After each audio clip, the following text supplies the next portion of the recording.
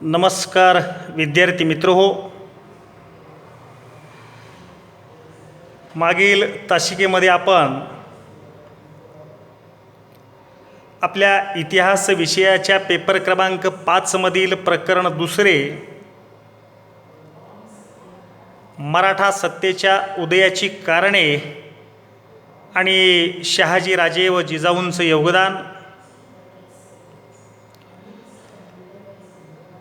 च्यामधल्या पहिल्या उपघटकाला सुरुवात केलेली आहे. मराठा सत्तेच्या उदयाची आपण कारणे अभ्यासतोय.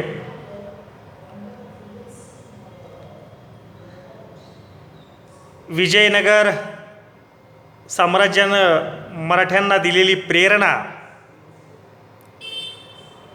हे क्रमांक 10वं कारण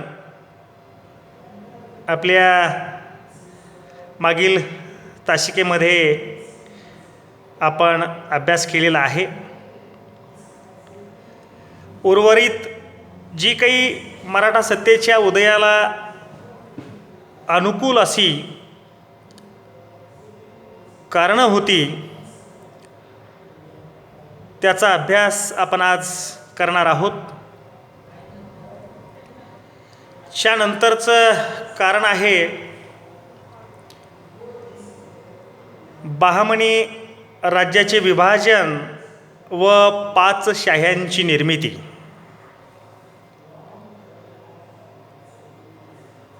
बहामनी सत्ता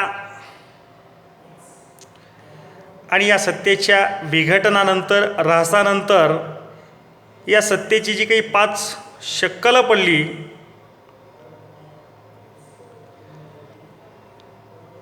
हे महत्त्वपूर्ण कारण मराठा सत्तेच्या उदयाला कारणीभूत ठरलं.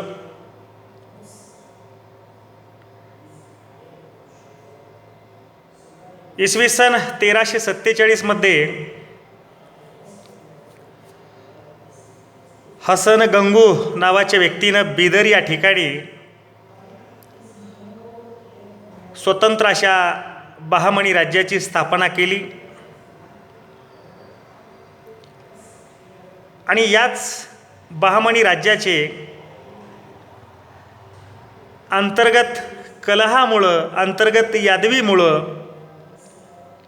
आणि बाह्य कारणांमुळं इसवी सन 1527ला पतन झाले. हे साम्राज्य नष्ट झालं आणि या साम्राज्याची 5 तुकडे पडले. विजापूरची आदिलशाही, गोवळकोंड्याची कुतुबशाही, अहमदनगरची निजामशाही, वऱ्हाडची इमादशाही आणि बिदरची बरीदशाही या बहामनी राज्याच्या विभाजनातून या 5 शाह्या निर्माण झाल्या. आणि हे जे विघटन या बहामनी सत्तेचं झालं याचा फायदा मराठ्यांनी घेतला. याच्यानंतरचं कारण आहे दक्षिणेतील शाह्यांमधील परस्पर संघर्ष. बहामनी सत्तेची जी काही 5 शक्कले पडली होती याच्यामध्ये आपण आत्ताच पाहिलं विजापूरची आदिलशाही, गोवळकोंड्याची कुतुबशाही, अहमदनगरची निजामशाही, बिदरची बरीदशाही आणि वऱ्हाडची इमादशाही या ज्या काही 5 शाह्या होत्या हे आपलं स्वतःचं अस्तित्व टिकवून ठेवण्यासाठी एकाच वेळी परस्परांशी आणि विजयनगर, मोगल व सिद्दीशी संघर्ष करीत असत. आणि यांच्या संघर्षाच्या या 17व्या शतकातल्या काळात ज्या काही 5 शाह्या होत्या या 5 मधल्या 3 शाह्या, मग याच्यामध्ये गोळकोंड्याची कुतुबशाही असेल, वराडची इमादशाही असेल किंवा बिदरची बरीदशाही असेल, या 3ही शाह्या किंवा या सत्ता नष्ट झाल्या, यांचं पतन झालं, यांचा ऱ्हास झाला. आणि आता उरल्या कुठल्या 2? तर 17व्या शतकाच्या आरंभी महाराष्ट्रामध्ये विजापूरची आदिलशाही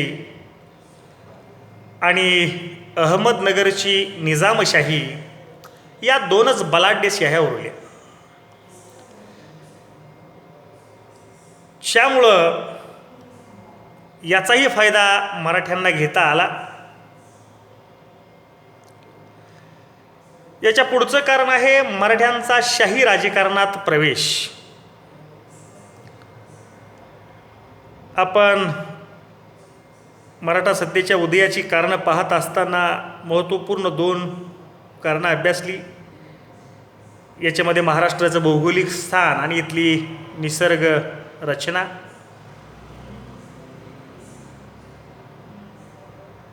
त्यामुळं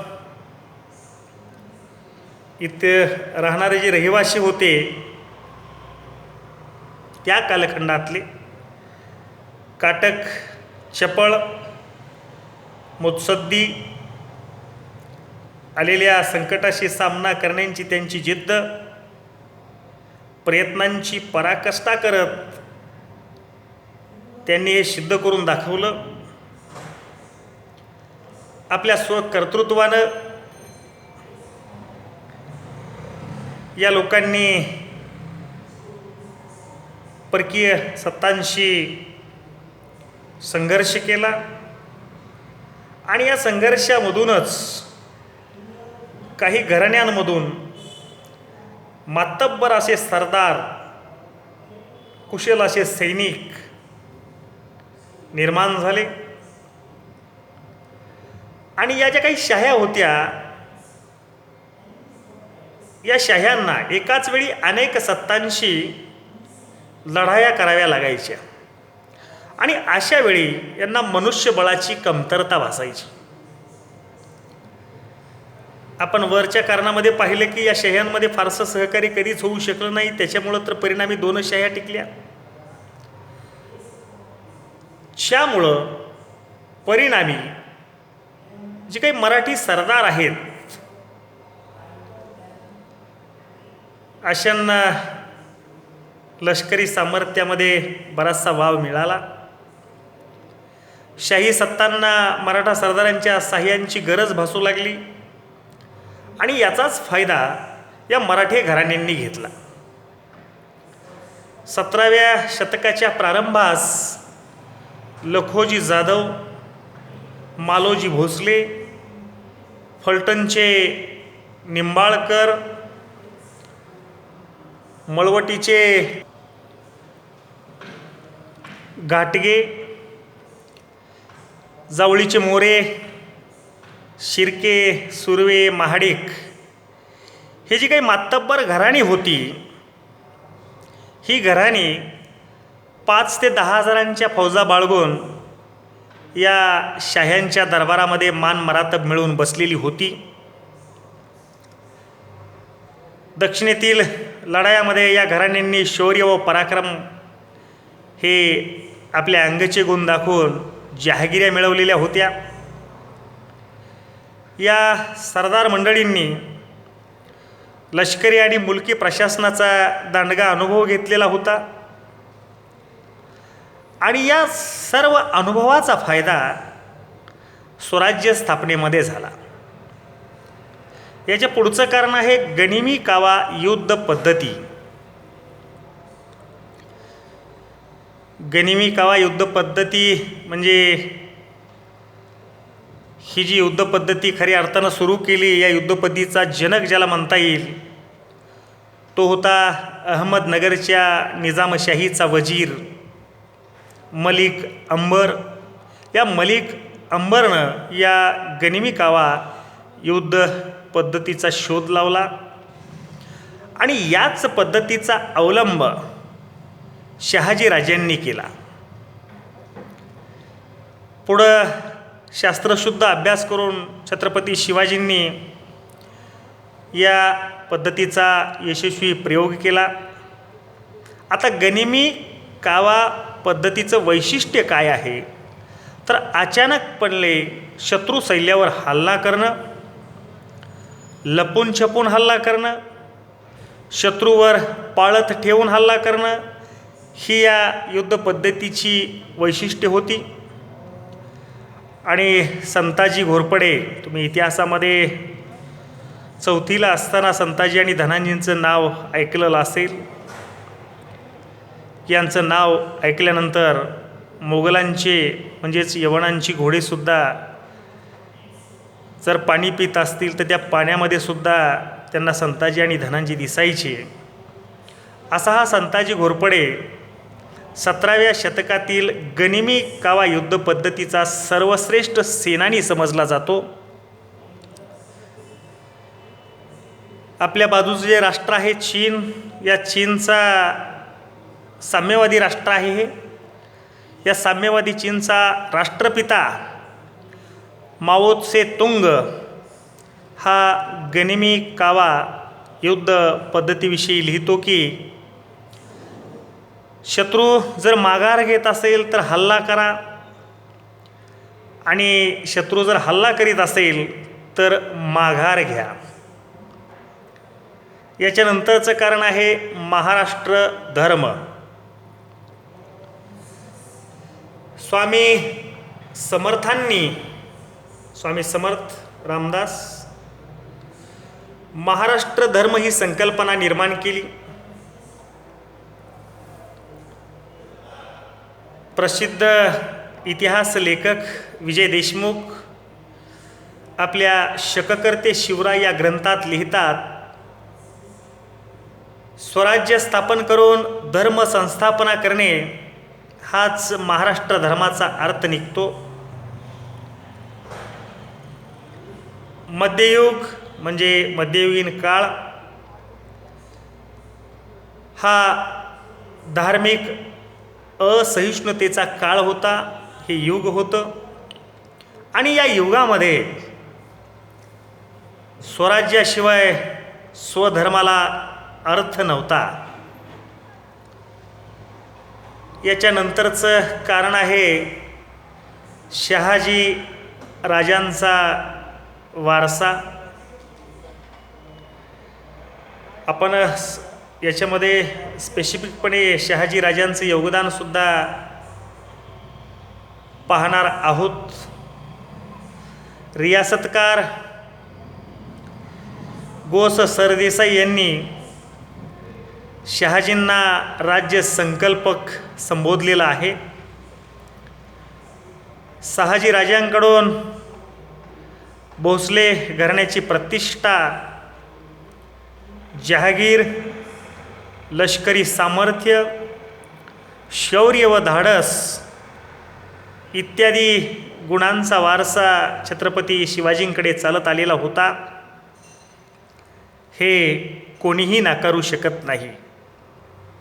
आणि हाच वारसा शिवाजी राजांना स्वराज्य स्थापनेच्या कामी आला.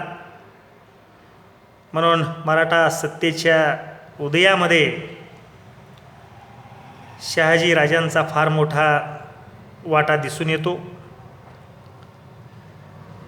आणि याच्यातलं शेवटचं कारण आहे म्हणजे सर्वात प्रभावी कारण म्हणजे शिवरायच होय. आपण जी आत्तापर्यंत या मराठा सत्तेच्या उदयाची कारणे अभ्यासली, त्यामधलं सगळ्यात प्रभावी कारण म्हणजे स्वतः छत्रपती शिवराय.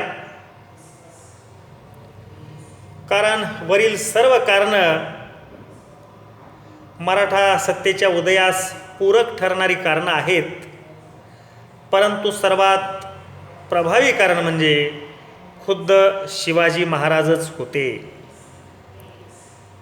याचं कारण असं कारण छत्रपती शिवाजींच्या जन्मापूर्वी हा सह्याद्री पर्वत होता, काटक मावळेही होते. मग हे सर्व काही असताना स्वराज्य स्थापलं गेलं कसं नाही? कारण परिस्थितींचा राष्ट्राच्या उद्धारासाठी उपयोग करून घेणारा असामान्य नेता किंवा असामान्य नेतृत्व निर्माण व्हावं लागतं, तेव्हाच अशी क्रांती होत असते. आणि छत्रपती शिवाजी महाराजांच्या रूपानं महाराष्ट्राला एक महान नेता नेतृत्व लाभलं, म्हणून मराठी शाहीचा भाग्योदय घडून आला. विद्यार्थी मित्रहो,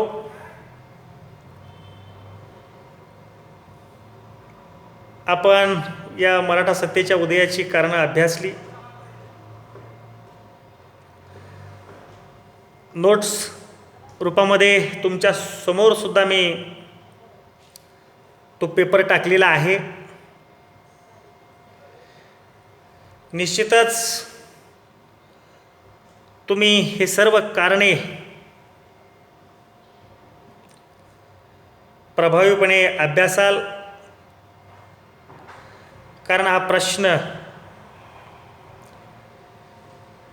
तुमच्या येणाऱ्या सेमिस्टरच्या प्रश्नपत्रिकेमध्ये असेल. त्यामुळं तुम्ही याचा चांगल्या प्रकारे अभ्यास करा. या प्रकरणामधला जो उर्वरित भाग आहे, शहाजी राजे आणि राष्ट्रमाता जिजाऊंचं या स्वराज्याच्या संस्थापनेमध्ये किंवा शिवाजीला घडवण्यामध्ये जे योगदान होतं, त्याचा अभ्यास आपण पुढच्या तासिकेमध्ये करूयात. आज आपण याच ठिकाणी थांबतोय. धन्यवाद.